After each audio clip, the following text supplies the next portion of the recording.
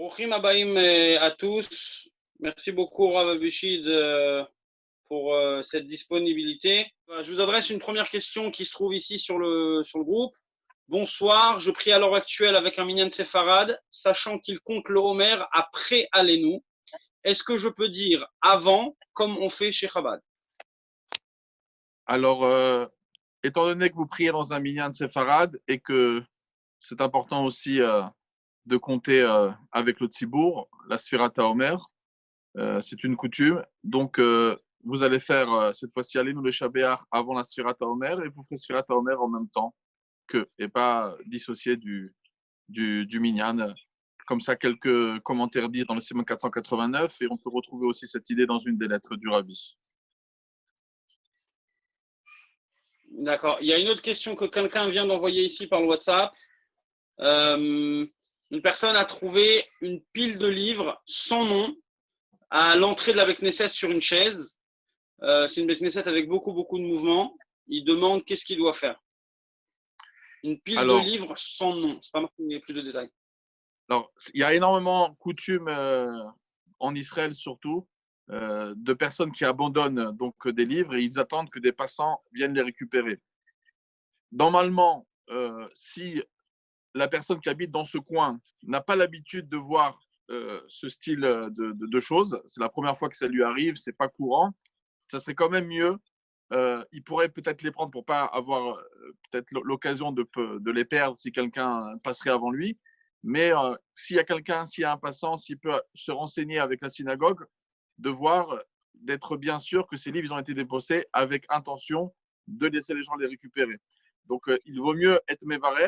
Alors, si la personne a quelqu'un dans la synagogue ou à côté pour vérifier, qu'il vérifie. Sinon, il peut les récupérer, mais il faudra qu'il se renseigne et au maximum s'il faudra les rendre, parce qu'une personne peut-être a voulu faire un peu de ménage à l'intérieur et laisser des livres dehors, et donc il les ramènera. Mais voilà, en principe, ça devrait être abandonné, et c'est pour ça qu'ils sont laissés de cet endroit.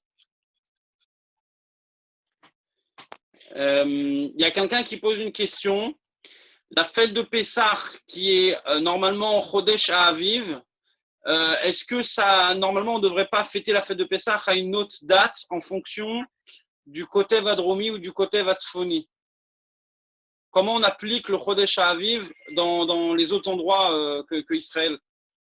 Ok, c'est une question assez populaire, elle a plusieurs facettes, même par rapport à Birkat Eilanot du Siman 226. Il y a des endroits où ce n'est pas au mois de Nissan qu'on voit ce style d'arbre. On retrouve ces questions par rapport à demander la rosée, la pluie. Il y a des endroits que c'est le contraire, etc. Donc, ça a toujours été très discuté. Il y a énormément d'opinions. Par contre, sur une chose où il n'y a jamais eu de discussion, c'est sur ce sujet-là. C'est-à-dire que, étant donné que en Eretz Israël et même après quand on sortait en Bavel, Pessah ça a toujours été en Nissan, donc on n'a jamais changé de mois selon les endroits où on se trouve.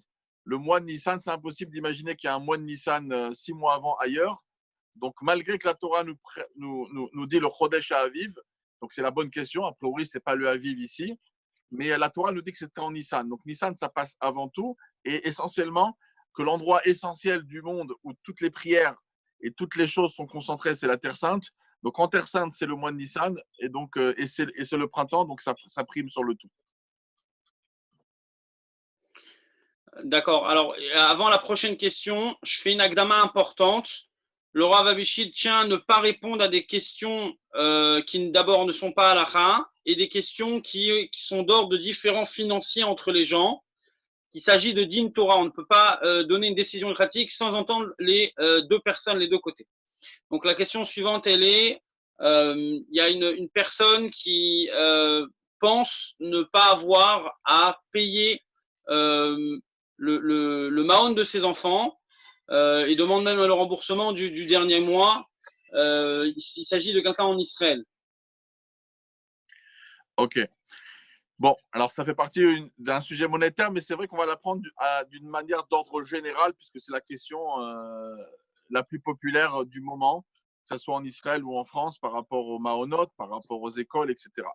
Alors, Déjà, il faut savoir que dans le Shulchan Aruch, c'est un sujet coriace. Il est discuté dans Choshen Mishpat, dans le Siman 312, dans le Siman 321 et dans le Siman 334, et j'en passe.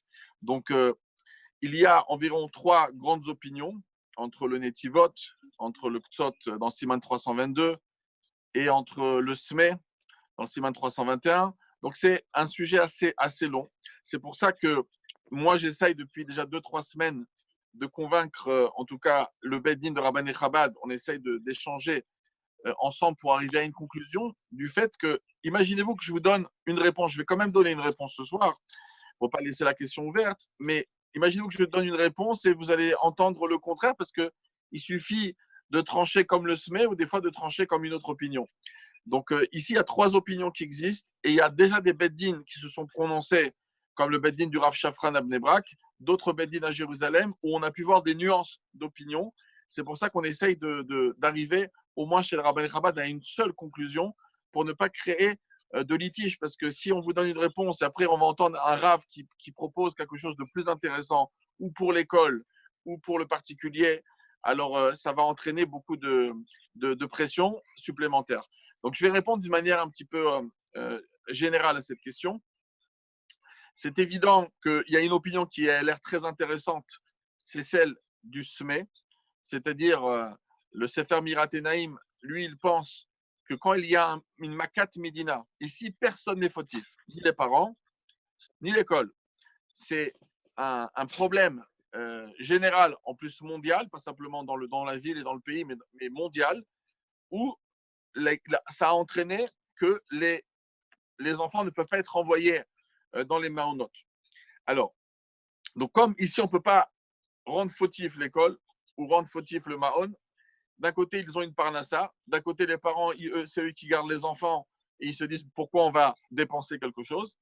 Donc, c'est pour ça ici qu'il ne faut pas, ici, il n'y a personne à qui accuser. C'est Makat Medina, ça vient du ciel. Et donc, de quelle manière on tranche? Il y en a qui pensent qu'on est complètement exempté de payer quoi que ce soit. Bien sûr, les vacances de Pessah qui sont en général payées doivent être payées. Ça, il n'y a aucune discussion chez les rabbanim. Par contre, l'avant Pessah, l'après Pessah, il y a discussion. Il y en a qui disent qu'il ne faut pas qu'il paye. Il y en a qui disent que s'il a déjà payé, il ne doit pas être remboursé. Si les chèques n'ont pas été encore encaissés, ça veut dire que ça n'a pas encore été payé d'après beaucoup d'opinions. Et l'idéal, d'après le SME, ça serait de couper la poire en deux, de faire moitié-moitié, parce qu'on n'a pas aussi d'intérêt, et au niveau des écoles, et au niveau des maonotes, que les personnes perdent complètement leur parnassa. Il faut savoir que dans beaucoup de maonotes officielles, il y a quand même des locations qui sont… Alors, quand c'est payé par l'État, etc. Donc, ça, c'est autre chose. Il y a des fois donc des subventions particulières qui vont être données. Mais en tout cas, quand il y a une partie des parents qui payent dû aux dépenses du Mahon, le Mahon ne peut pas non plus s'écrouler. Donc, c'est pour ça qu'il y en a qui vont proposer de payer la moitié.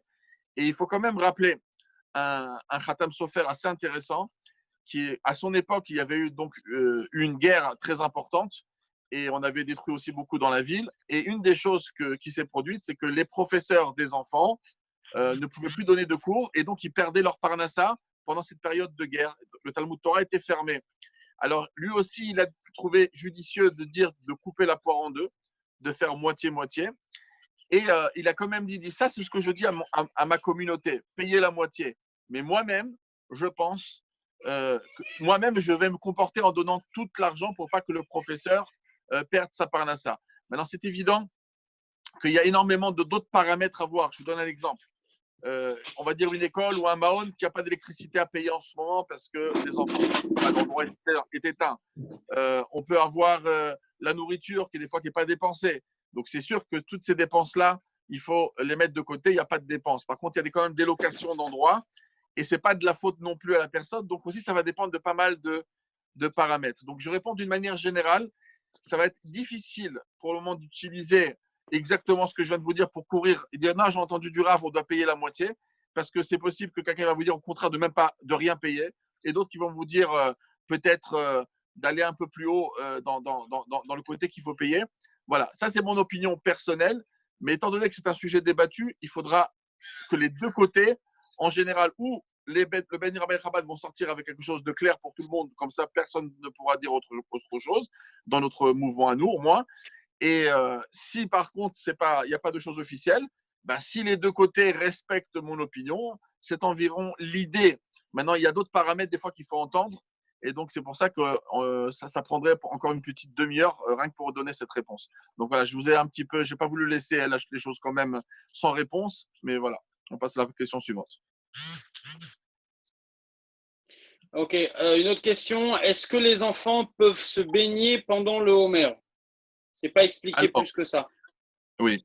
Alors, dans le Siman 493 du Shulchan Aruch, il y a mentionné dans aucun endroit qu'on n'a pas le droit de se baigner.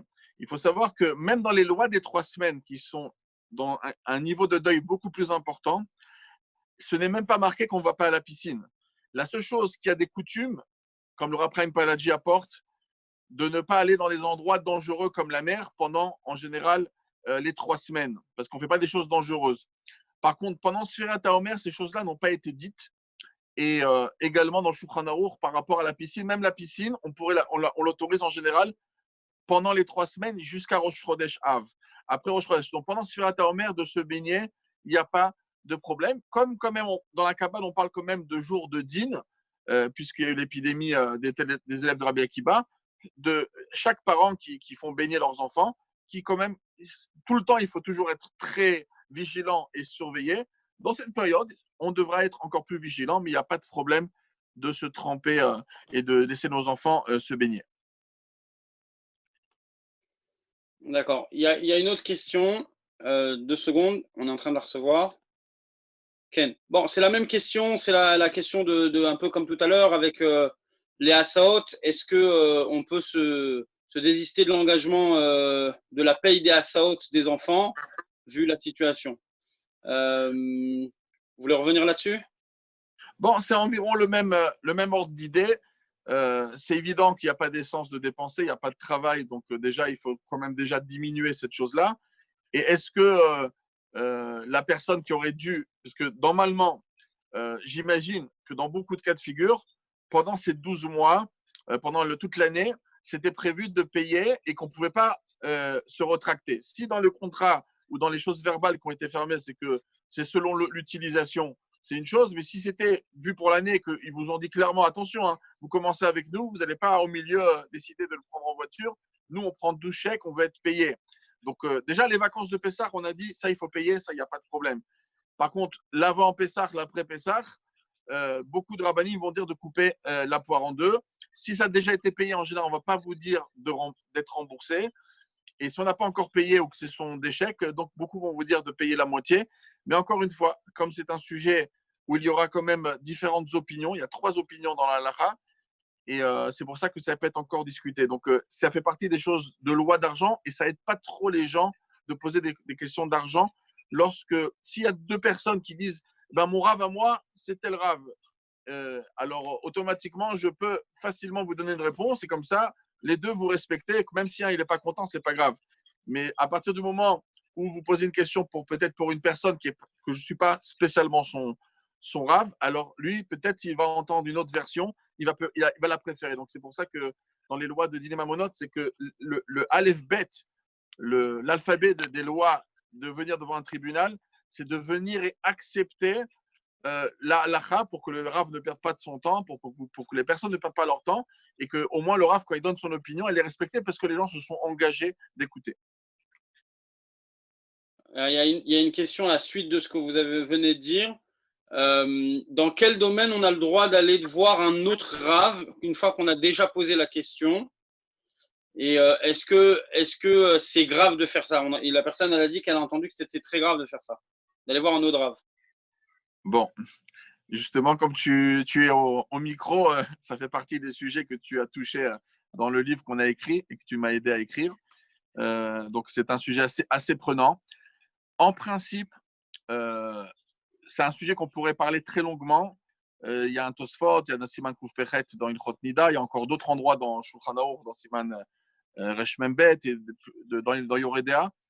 En principe, c'est évident que quand on a un rave, on lui pose une question, qu'on reçoit la réponse qui ne nous plaît pas, on ne va pas avoir un autre. Par contre, il y a quand même une possibilité des fois d'aller dire clairement, parce que le Rav, il a tranché, c'est d'aller dire clairement à l'autre Rav, voilà, j'ai posé la question, voilà la réponse, d'être franc, pas de cacher la chose et d'être sournois, de dire, voilà, j'ai posé la question, le Rav, il m'a dit telle chose, et ben, c'est où il va, par respect à l'autre Rav, entendre le raisonnement et se taire et dire, il faut l'écouter, ou bien il va donner un argument, et c'est des fois, ça peut créer même des fois des discussions.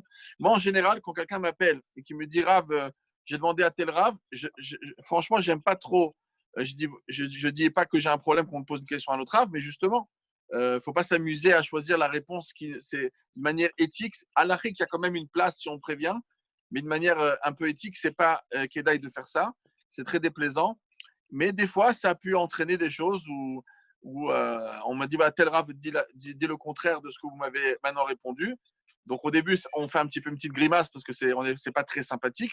Mais ensuite, très souvent, ça peut créer un dialogue entre les deux rabbins et on peut convaincre l'autre rabbin si on pense avoir raison. Voilà. Et des fois, il y a deux opinions. Et quand il y a deux opinions, je pense qu'un Rav intelligent va dire le Rav, il a tranché, ça se défend et donc il n'aura rien à dire. Mais c'est en tout cas important de préciser que vous avez déjà posé la question. D'accord. Il y a quelqu'un qui demande, qui n'a pas eu l'occasion de se couper les cheveux et qui demande à propos d'un charge de khatissa pour cette filine, est-ce qu'il y a un éther qui existe de se couper les cheveux?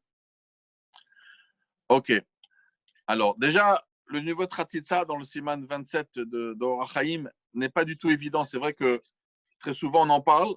J'ai écrit très longuement sur ce sujet. Ce n'est pas accepté d'après tout le monde que beaucoup de cheveux, ça pourrait faire un problème. Le plus important, normalement, le cheveu ne fait pas Khatitsa. Le plus important, c'est que les tefilines, à cause des cheveux, quand ils sont un peu trop durs, et ne soient pas déplacés de l'endroit idéal. Voilà. Ben, maintenant, on va parler d'une manière quand même générale par rapport à ceux qui font attention à la khatsitsa. Il y a certaines opinions qui le disent. Et en plus, si les cheveux sont vraiment. Parce qu'il y a aussi un sujet dans la halakha, c'est déjà parlé dans les lois de Tzitzi, dans Siman Yudalet, Kvod Abriot. On en parle aussi dans le Chod Shabbat, Siman 312, et dans beaucoup d'endroits dans le Shulchan Aruch, qu'il y a une personne, par exemple, des fois, à cause du confinement, c'est pour ça qu'il faut faire du cas par cas. À cause du confinement, il s'est passé que beaucoup de personnes n'ont pas de tondeuse à la maison. Et en principe, ils vont se débrouiller en allant chez des amis ou chez des coiffeurs pour le faire. Donc, quand il y a certains cas de figure qui sont présentés, que les personnes, ils auraient pu le faire avant, ils ne l'ont pas fait avant à cause, et maintenant, ils ont beaucoup de cheveux, alors ils vont pouvoir des fois recevoir un éther de se couper le cheveu, mais ça va être au cas par cas. Des fois, même moi, je demande à la personne de m'envoyer une photo en privé pour voir la situation, est-ce qu'il ressemble à Didier Raoult ou pas. Et ensuite, lorsqu'on voit que la personne, elle a des longs cheveux ou pas, on peut décider de lui dire d'attendre des fois jusqu'à l'Akba Omer pour le faire, malgré que chez Chabad, on est très rigoureux à cause de la raison du Harizal et que c'est lié à des dynimes. C'est même pas encore spécialement en raison de la Avelout, du deuil, mais il rajoute aussi un élément de gvurot, de sévérité. Donc c'est pour ça qu'on n'appuie pas sur la gâchette de la permission facilement, mais on a pu voir beaucoup de Rabban et Chabad. Je me rappelle dans ma jeunesse, j'avais un ami aujourd'hui qui est chaliach à côté de San Francisco. Il avait énormément de cheveux. Le Rav Hillel Pesder lui avait permis de se couper les cheveux pendant la période du Homer. À cause, bon, déjà, c'était aussi à la Yeshiva. On ne pouvait pas recevoir un barreau avec trop de cheveux. Mais voilà, des fois, des gens, à cause de leur travail, ils ne peuvent pas se présenter comme ça. Donc, au cas par cas, on peut trouver, oui, des permissions, des fois de le faire l'Ichvod Erev Shabbat, ou bien d'attendre l'Akba Omer si on peut attendre. Par contre, si ce n'est pas critique, on va dire à la personne d'attendre comme chaque année chez Chabad, d'attendre jusqu'à la veille de Shavuot, à partir du matin, pour se couper les cheveux, les Rvod Yom Tov, ou bien, s'il est séfarade, c'est d'attendre le lendemain de l'Akba Omer, ça s'appelle le 19 Iyar au matin, elle pourra se couper les cheveux, même les Khatrila. D'accord. Il y a une question, quelqu'un dit, à la radio à Kol Chai, ils mettent de la musique. Est-ce qu'il y a une possibilité d'écouter de la musique qui est mise par la radio?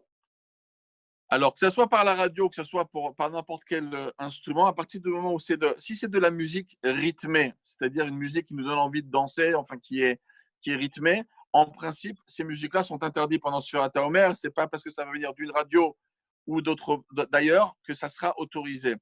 Les musiques qui sont mélancoliques n'ont pas de problème. Il faut savoir que dans le Shulchan Aruch, dans le 2493, il n'est pas mentionné le sujet de musique, c'est plutôt mentionné dans un Aruch HaShulchan.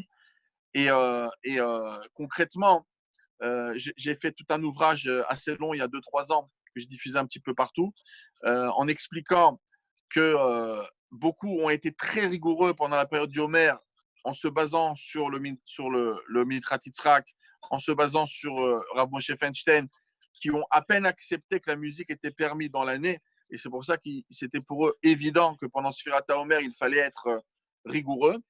Mais étant donné que j'ai apporté du Siman Tafkouf Samer, Siman 560, au nom du Mordechai, au nom du rameau, quand même une autre façon de voir durant l'année. Donc c'est pour ça qu'on arrivait à la conclusion suivante. Que les musiques d'abord qui sont mélancoliques, c'est évident d'après les termes de la Morazaken, Simchot, Yeterot, des joies à l'extrême, c'est pas une joie à l'extrême, donc ça peut être autorisé, l'Echatrila. Des musiques qui sont rythmées, en principe, c'est interdit. Cependant, pendant qu'une personne, par exemple, imaginez-vous quelqu'un, son travail, c'est d'écrire des Sifrei Torah, d'écrire des mezuzot. C'est des heures et des heures dans une petite salle, enfermée ou dans un petit bureau, et c'est très, très fatigant. Et si la personne, à un certain moment, ne met pas un petit peu de musique, c'est évident ça va être très, très dur pour lui. Et de lui dire de mettre une musique mélancolique, ça ne va pas aider. Il y a des gens aussi qui travaillent sur les ordinateurs pendant des heures et des heures. De leur dire de mettre de la musique mélancolique lorsque la personne a travaillé quelques heures sur l'ordinateur, ça ne va pas être évident. Donc, déjà, il y a des permissions particulières lorsque ce n'est pas dans un but de s'amuser à mettre de la musique, mais c'est plutôt dans un but pour laisser passer un petit peu les nerfs. Donc là, il y a des permissions. La même chose pour des personnes pour garder un peu leur santé, ils font de la marche le matin ou ils font un petit peu de jogging ou un peu de sport à la maison. Ça va être difficile pour eux. Alors, je dis pas, on va pas pouvoir mettre de la musique rythmée à voix haute et que l'ambiance de Sfirat Omer va être atteinte, Chas Shalom.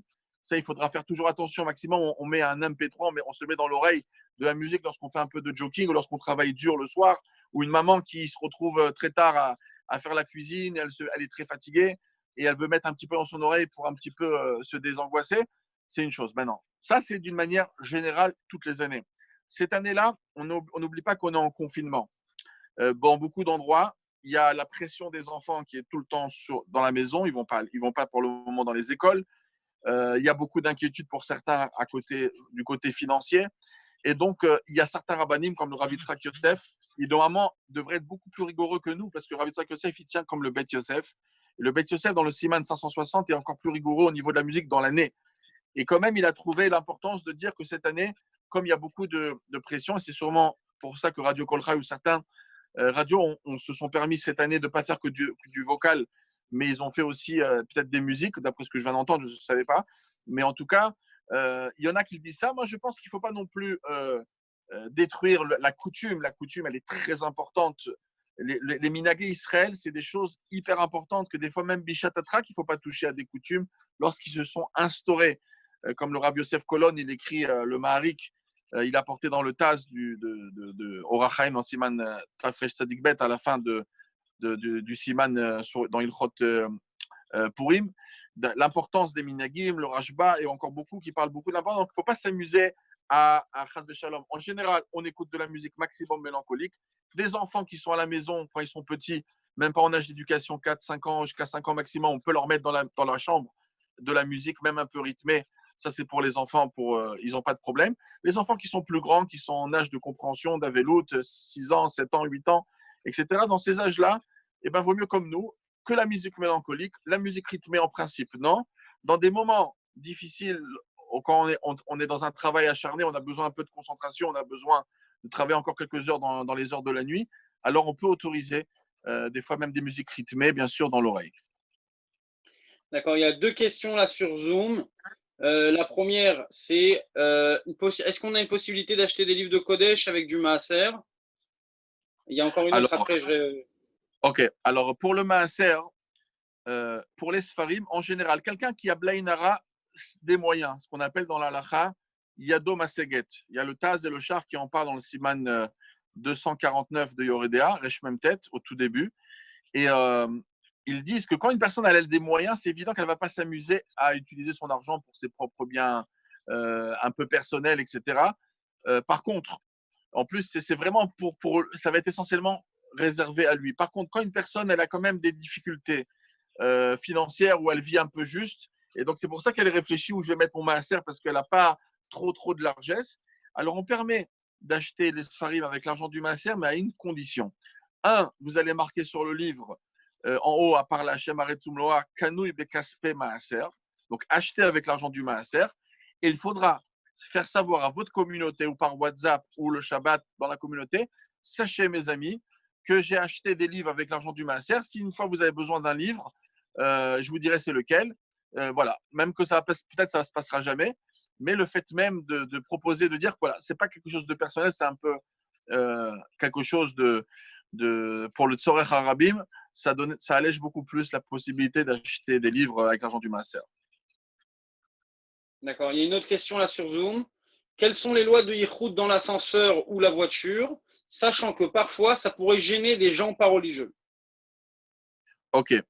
Alors, au niveau de l'alcha strict, il y a des niveaux, on va dire, idouriques où des gens, quand ils peuvent éviter de bichal de se retrouver seuls dans un ascenseur ou bien dans une voiture, donc il y a le côté idourique, que le rabbi en avait parlé justement dans les années 92. Je me rappelle directement de cette sikha, on l'avait entendu directement, où il y avait eu malheureusement des choses très négatives qui s'étaient produites pour une femme dans la shruna du rabbi, et donc, le rabbi avait parlé de l'importance de la tsniout des femmes et de Yichud, et il avait donné quelques exemples comme des femmes qui prennent le taxi tard, etc. Donc, au niveau idorique, il y a des niveaux. Maintenant, au niveau halachique, c'est important de voir le niveau halachique. Après, pour répondre à la question, parce que des fois, oui, on va prendre l'ascenseur et il y a une dame qui est là, elle ne comprend pas pourquoi, hein, on lui fait la tête, on ne veut pas rentrer dans l'ascenseur, allez-y. Donc, ça peut la gêner. Donc, au niveau halachique, c'est très important de préciser la chose suivante.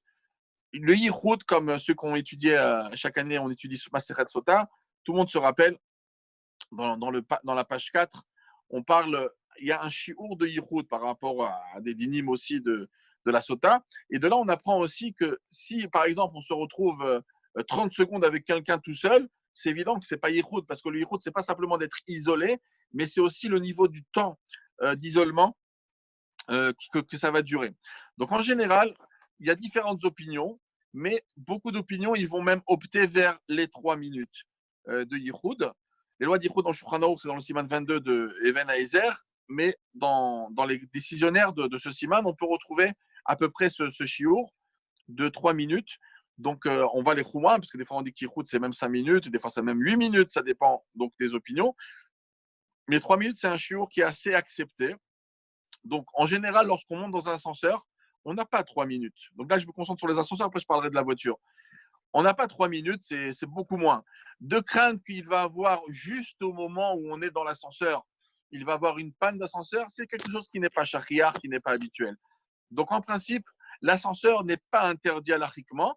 Par contre, par pudeur, dans le monde religieux, c'est un petit peu normal quand il vient avec ses courses, s'il voit une jeune fille qui va monter dans l'ascenseur, en principe, par idour et par sentiment aussi un petit peu, un sentiment un petit peu d'être gêné d'être tout seul dans un ascenseur aussi proche, dans les petits ascenseurs. Donc très souvent, on va choisir de ou monter par les escaliers si c'est pas très haut, ou de laisser la personne monter avant soi, si le garçon est galant. Voilà, donc ça c'est en général ce qu'on va faire. Par contre, il y a une dame qui vient, vous êtes prêt à rentrer, vous voyez une dame, vous voulez vous sauver, mais c'est une dame qui n'est pas religieuse, ça peut gêner. Il faut savoir que d'après la halakha, il n'y a aucun problème, c'est pas le shiur qui est interdit. Ça, c'est une première chose. Je réponds pour la voiture. La voiture, en principe, d'une manière halachique, c'est évident que quelqu'un il va dire voilà, vous êtes en train de. Vous avez une voiture et vous avez quelqu'un qui veut monter avec vous, elle vous fait du stop, la dame. En général, on essaye de ne pas être seul avec une femme, que ce soit en journée, que ce soit dans la nuit, où une femme ne va pas prendre un homme pour être avec lui dans la voiture tout seul. C'est pas à cause de Yichud, c'est des raisons de tsniout. On peut sympathiser un petit peu. Et donc, on essaie de. Et c'est le terme un peu du Shulchan Aruch. Le Shulchan Aruch, il dit d'une manière générale Eve Zahir Meod Meod. Voilà, le terme du Shulchan Aruch dans Even Haezer.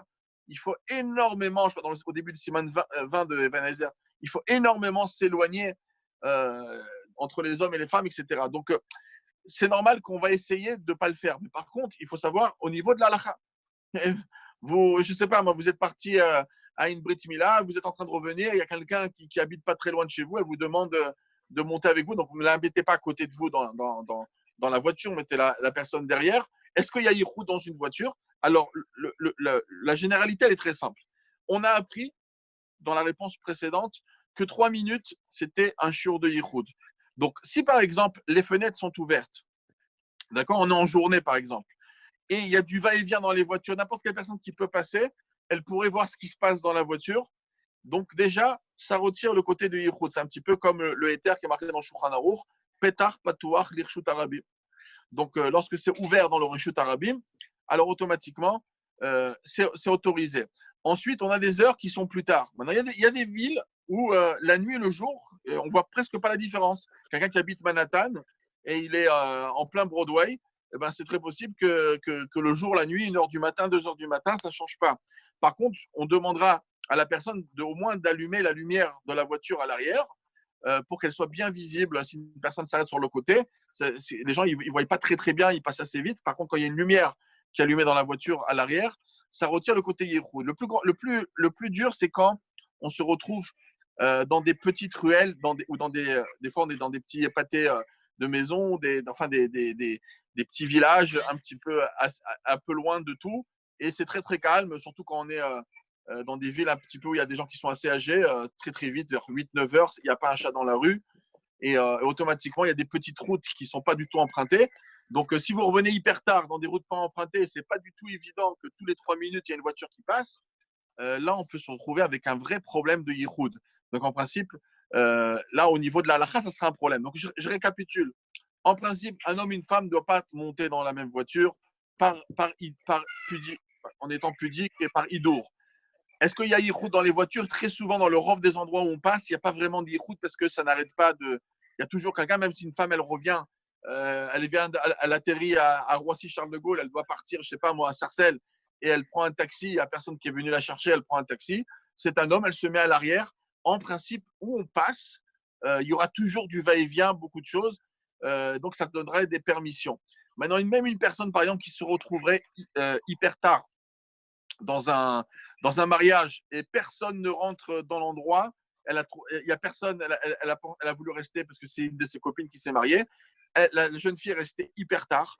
Donc, c'est un peu dangereux de la laisser sans avoir de bus ou même dans les métros, les bus dans certains endroits en France ou ailleurs, ça peut être dangereux. On ne va pas laisser quelqu'un, si vous prenez la route, on ne va pas la laisser toute seule parce que vous êtes la seule personne. Par contre, il faudra la mettre à l'arrière. Et si on emprunte des endroits qui sont bien où il y a du va-et-vient de voiture, donc ce ne sera pas un problème. On allumera quand même la lumière à l'arrière de la voiture. Et si on empruntera certains endroits un petit peu pas fréquentés, ben dans un cas pareil, ça serait bien que la femme, elle aurait une vidéo visuelle avec son portable, que ce soit par Zoom, par WhatsApp, etc., qu'elle fasse un vidéo visuel avec quelqu'un de sa maison pour être tout le temps en contact visuel pendant cette période. Voilà. Il y a plusieurs questions. Oui, allez-y. Ken, encore quelques minutes. Ken, merci beaucoup. Il y a plusieurs questions. Je vais devoir choisir une question parmi les questions que je considère un petit peu sérieuses. C'est quelqu'un qui demande, est-ce que c'est juste qu'il y a certains juifs qui ont une activité de vente de masques dans certains endroits en Europe plus cher que d'habitude? Est-ce qu'il n'y aurait pas un problème de Chilul Hashem avec ça? Et est-ce qu'il n'y aurait pas un problème de Stam monter les prix en ce moment avec ça? Ok. Alors, il faut savoir que… écrit, mais je crois que vous avez compris l'idée. Oui, ouais, j'ai compris. Mais bon, c'est une question pertinente. C'est évident qu'il ne faut pas utiliser le désarroi des gens et le besoin des gens. Maintenant, au niveau de la halakha, donc il faut parler entre où c'est qu'on vend. Ok, je ne vais pas rentrer dans ces détails trop, mais voilà, on peut se comprendre. Ça dépend dans quel endroit on vend et à qui on vend. Mais en principe, c'est évident qu'il faut quand même garder des prix qui sont raisonnables. Le din, par exemple, quand on vend à un Israël, de vendre un shtout, etc., un sixième en plus, bon, aujourd'hui, il y a quand même pas mal de choses. On a fait venir des lots. Et donc, il y a quand même la possibilité de pouvoir faciliter la venue. Donc, il y a quand même une belle marge à faire des fois sur ces masques-là. Mais en principe, il faut quand même rester dans le domaine du raisonnable. C'est-à-dire, je donne un exemple, si un masque, en principe, il coûte en France 5 €, et parce que c'est justement dans un endroit où en ce moment, il n'y en a pas, et donc on les monte au maximum pour faire un maximum d'argent, alors d'une manière halachique, oui, c'est des fois déconseillé, ça peut être un Chilul Hashem, pour que ce soit Chilul Hashem, pour qu'on sache qui c'est qui vend. Voilà, mais en tout cas, ça peut être un problème d'halakha réel lorsqu'on exagère dans les prix. Par contre, c'est vrai que quand on est dans des endroits où c'est difficile d'obtenir et qu'une personne elle a réussi à se battre pour les avoir, parce que c'est pas facile. Je vous donne l'exemple, quand vous êtes en montagne et vous êtes, je sais pas, dans une station qui est à 2-3 000 mètres de haut, ce qu'on appelle des endroits où il y a l'altitude qui est très très haute, et ben, les prix aussi sont en altitude et ils sont assez chers. Donc, est-ce que c'est absurde de le faire? Ben, les gens, ils savent que dans des endroits comme ça qui sont un petit peu, on va dire, paumés, c'est normal que les gens, ils y vont au maximum. Donc, la même chose ici, il y a quand même une possibilité de vendre à un bon prix. Quand, par exemple, on est dans un moment où vraiment il n'y a pas de masque, les personnes, ils ont vraiment ils ont fait un petit peu une bonne affaire et ils ont vraiment réagi et trouvé le bon moment pour acheter des choses à l'avance. Et donc, ils vont quand même donner un très bon service. Donc, c'est normal que ça peut coûter un peu plus cher. Ils ne vont pas dire non, ça se vend en général en pharmacie quand il y en a toujours 3 euros. Ben maintenant, il faut les vendre maximum 5. Non, c'est quand même un service qui est rendu. Des gens, aujourd'hui, pour avoir des masques, qui seraient prêts à aller très, très loin. Donc, on peut prendre cette chose-là. Donc, les prix peuvent quand même aller vers la hausse, mais quand même d'une manière quand même raisonnable, parce que sinon, c'est vraiment une arzariout, une cruauté qui est parlée dans les poskim. Il y a un SME qui parle de ça dans Rochen Mishpat, lorsqu'on fait vraiment des prix qui sont exagérés, uniquement parce que la personne elle est à l'agonie, ça c'est vraiment problématique. Vous acceptez une dernière question? Ouais, une dernière question. Très bien. Est-ce qu'on peut prier homme ou femme en crocs à la maison? Pas à la choule, à la maison. Ok. Alors, dans la halakha, quand on regarde bien le siman 91 du Shulchan Aruch, qui est un petit peu tzadik Aleph, dans ces zones-là, on voit qu'il y a une expression, surtout au niveau de la Hamida, que quand on prie, on devrait prier comme si on recevrait quelqu'un d'important. Alors, on va dire que quelqu'un, il s'imagine quelqu'un de marque qui viendrait chez lui à la maison. Il va s'imaginer un président, un premier ministre, ça peut être peut-être en France Emmanuel Macron qui visite. Peut-être qu'en ce moment il n'est pas populaire, mais en tout cas quelqu'un d'important qui viendrait à la maison. De quelle manière on le recevrait? Et donc beaucoup vont donner ce critère, à part le fait c'est marqué dans la halakha que les chassidim arishonim vraiment ils avaient des habits spéciaux pour prier, de qualité. Donc je vais répondre à la chose suivante. Pour toute la tefila, en principe, c'est OK. Pendant la mida, ça serait plus hidourique de ne pas avoir de crocs. Maintenant, vous allez me dire qu'aujourd'hui, il y a beaucoup qui se promènent comme ça. La question, c'est est-ce que quand on voit des gens de qualité, est-ce qu'on se promène aussi avec des crocs pour recevoir quelqu'un de qualité à la maison, pour prendre un rendez-vous à la mairie avec le maire? Pas simplement, je ne parle pas d'une secrétaire pour régler un problème. Donc, c'est des choses à réfléchir. On est devant, comme la Gemara dit dans Maseret Shabbat, page 10, qui est Avda Kamemare. Et c'est aussi apporté dans le Shulchan Aruch. On est comme un serviteur devant le bon Dieu. Donc, il faut réfléchir. Maintenant, attention, il y a par exemple des gens qui sont des infirmières, des docteurs. Même le président des États-Unis viendrait les voir. Ils vont les recevoir avec leur blouse. Et bon, c'est leur manière de fonctionner. Mais quand une personne, en général, quand elle sort dehors et qu'elle va dans un endroit un peu pour parler à quelqu'un d'important, etc., elle mettrait autre chose. On peut dire que d'une manière hidourique, bien sûr, quand je dis hidourique, ce n'est pas simplement que ça ne se défend pas au niveau de l'halakha. Je viens de donner les raisonnements. Ça se défend au niveau de l'halakha. Ça veut dire il est mieux pour la mida d'avoir autre chose que des crocs, mais on ne pourrait pas dire aujourd'hui le fait quand même que beaucoup de gens se promènent en crocs assez facilement de droite à gauche dehors. On ne pourrait pas dire que l'halakha interdirait de prier en crocs, mais je pense que c'est quelque chose qu'il vaut mieux pas faire. Voilà. Rav Abishid, on vous remercie énormément. Batzlacha Rabba.